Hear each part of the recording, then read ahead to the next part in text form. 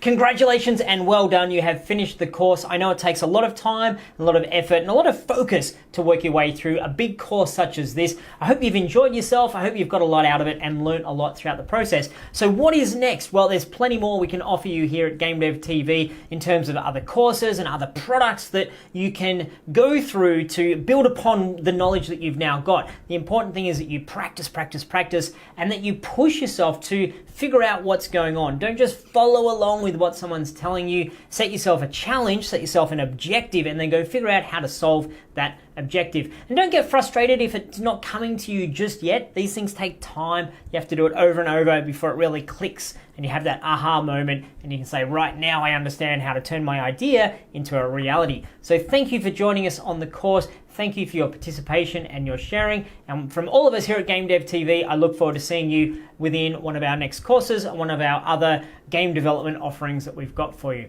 Good luck and see you again soon.